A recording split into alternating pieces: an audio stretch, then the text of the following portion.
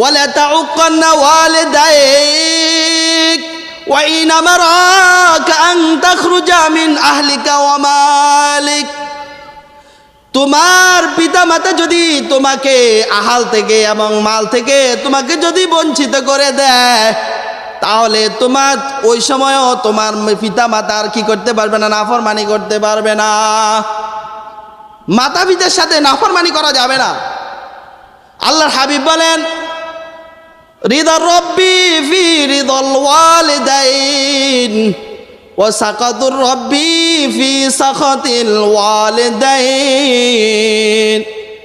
মা বাবা যদি কোনো সন্তানের উপরে ভাবে খুশি থাকে, আল্লাহ পাকও তার উপরে খুশি থাকেন।